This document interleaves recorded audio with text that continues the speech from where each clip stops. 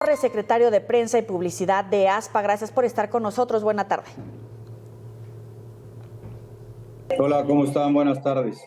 Un gusto saludarlos. Igualmente, este tipo de actos no son frecuentes, no es habitual que alguien diga, voy a tomar un avión, pero el personal, es decir, los capitanes, primeros oficiales, los sobrecargos, están capacitados, hay un protocolo, entrenan estas situaciones para atender cualquier tipo de emergencia, tanto arriba del avión como abajo del avión. Vamos a explicarle a la gente, por favor.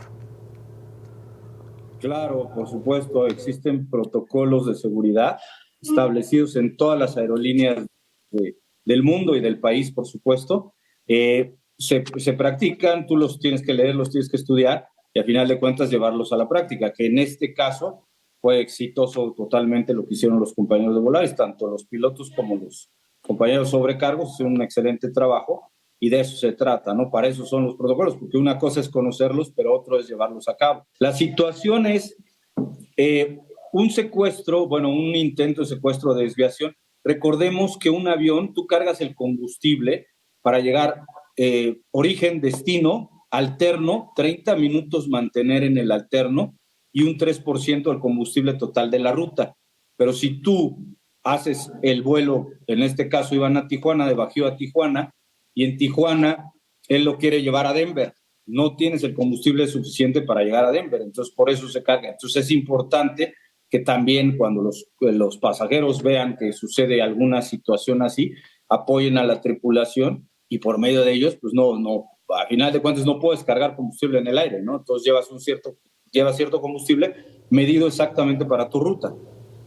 Entendemos que son protocolos con entrenamiento. ¿Nos puede compartir algo de en qué consisten estos protocolos o prefiere reservárselo? Bueno, los sobrecargos como seguridad obviamente es un tema delicado, entonces no se puede decir, pero lo que sí te puedo decir es que los sobrecargos tienen un protocolo y va en una bandera de colores avanzando hacia un pasajero que ya se convierte en una emergencia, en donde tienen que intervenir los sobrecargos, así como los pasajeros que puedan ayudar. Y los capitanes, cuando se convierten en una situación de emergencia, lo que tienen que hacer es, como cualquier emergencia, fuerte, aterrizar en el aeropuerto más cercano. Obviamente tienes aeropuertos alternos durante tu ruta y tú eliges el que esté más cercano para poder llevar a cabo el vuelo seguro y a final de cuentas también llamar a las autoridades para poner a esta persona ante la fuerza pública. Claro, capitán, pero entonces, en su conocimiento, experiencia, por el entrenamiento que le dan a todos los tripulantes, ¿atendieron como debía de ser la emergencia? Claro, sí, muy bien. Y en ASPA de México felicitamos, por supuesto, a los pilotos de Volaris. Nosotros no tenemos contratación colectiva con Volaris, pero lo hicieron perfectamente bien y es de aplaudirse cómo lo realizaron. Ahora, me gustaría reflexionar con usted y con todo el auditorio, ¿no? Muchos dicen, si eso hubiera sucedido en Estados Unidos, pues se hubiera tratado como una emergencia nacional, activado otro tipo de protocolos, actos de terrorismo, pero en México no pasa nada.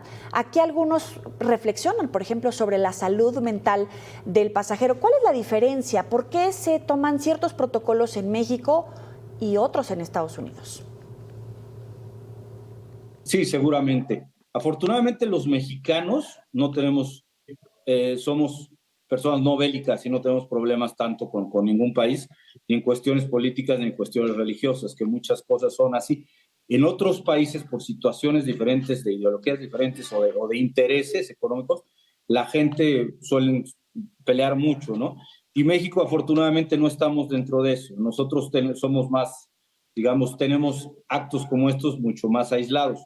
A final de cuentas son los mismos protocolos internacionales para todo el mundo, dictados para todo el mundo, pero en México afortunadamente no tenemos este tipo de situaciones con frecuencia. Claro, pero más allá de su situación mental, si fue una explosión de ira mal manejada, si estaba drogado, alcoholizado, si estaba triste, cualquiera de esas situaciones que en algún momento las autoridades van a informar. El tema es que usted decía, por ejemplo, llevan cargado cierta cantidad de combustible, todos los aviones vuelan a cierta velocidad, a cierta altitud, pone en riesgo a la gente que va adentro del avión y a la gente que también está abajo. Ese es el meollo del asunto, por eso es de esa delicadeza el tema. Claro, por supuesto, sí. Y como te decía, hay que tomar en cuenta, por ejemplo, tú tomas un vuelo México-Mérida y alguien te obliga a que te vayas a Estados Unidos, te vayas a Miami, seguramente el combustible no te va a dar. Y a final de cuentas, pues pones en riesgo el avión y todas las vidas que van dentro del avión. Entonces tienes que actuar con mucho cuidado y tienes que hacer las cosas como se deben de hacer, ¿no? Hay gente que sí está mal, hay gente que... Por eso empiezan los filtros desde el arco de seguridad, ¿no? Y luego, posteriormente, con la gente de tráfico, luego los sobrecargos, que son los que ven este tipo de personas. Y también hay gente que muchas veces toma o alguna cosa o bajo el influencia de drogas o cualquier cosa, y es más fácil que se exacerbe rápidamente que estallen ciertas cosas que no le parecen, ¿no? Claro, por eso hacen ese filtro cuando están abordando para verificar quién va drogado, quién va tomado, quién puede tener ahí un tema, o cuando abordan el avión. Capitán, con toda humildad se lo pregunto, ¿esto no lo pueden tomar desde Estados Unidos como un pretexto, después de que hay que recordar las degradaciones que hemos tenido en la aviación mexicana? Porque al final hay un protocolo de seguridad para abordar aviones que van a llegar a Estados Unidos y pasan este tipo de cosas. No estamos exentos, a cualquiera le pudo haber pasado. Pero ¿no será que Estados Unidos puede tener algún tipo de mala calificación o tomarlo como pretexto para castigar a la aviación mexicana? No, porque bueno, no debe de haber, porque a final de cuentas se hicieron bien las cosas y es un acto aislado, no es que en México sucedan continuamente. Y México tiene sus propias leyes, sus propias políticas y a final de cuentas no tiene nada que ver el gobierno estadounidense con este tipo de situaciones. Muy bien, le agradecemos muchísimo, capitán José Alonso Torres, secretario de Prensa y Publicidad de la Asociación Sindical de Pilotos Aviadores. Muchísimas gracias, buena noche para usted. Vamos a la pausa, volvemos.